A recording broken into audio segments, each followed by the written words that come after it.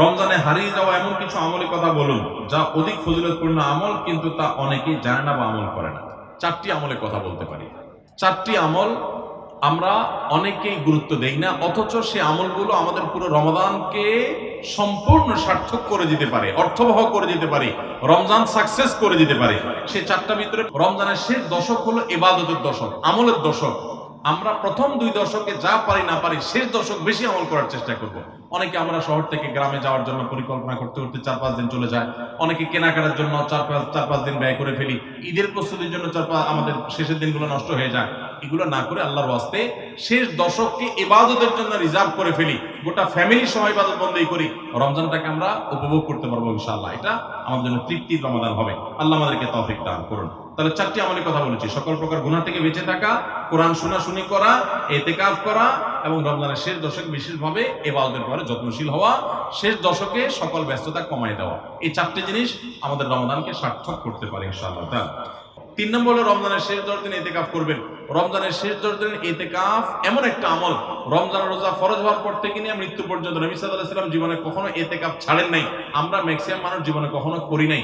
ইতিকাফ করা হলো আল্লাহর ঘরে এসে গাঁটটি মুসকানেই পড়ে যাও যে আল্লাহ ক্ষমা করা ছাড়া যাব না।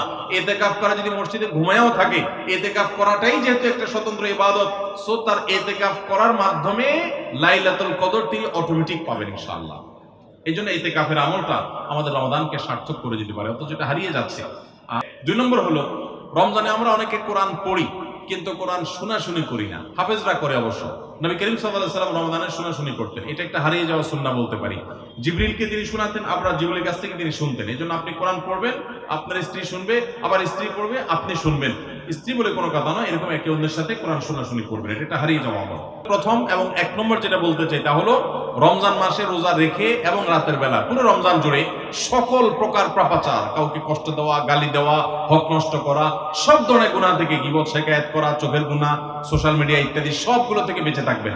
প্ল্যান করে যে কোনো মূল্যে প্রয়োজনে আমি আইডি ডিঅ্যাক্টিভ করে ফেলবো, অ্যাপ ডিলিট করে ফেলবো, তারপর সব ধরনের গুনাহ থেকে বেঁচে থাকবেন। এটা হলো রমজান সার্থক করার সবচেয়ে গুরুত্বপূর্ণ কাজ। 1, আমি অনার্স পড়ুয়া যুবক, আমি জান্নাতে যেতে চাই, এই জন্য আমাকে উদ্দেশ্য করে একটা নসিহা করুন। আমি আপনাকে উদ্দেশ্য করে বলতে চাই, যুবকদের সবচেয়ে বড় আল্লাহ বিরুদ্ধার প্রমাণ হলো তাদের চরিত্রের হেফাজত। চরিত্রের হেফাজত।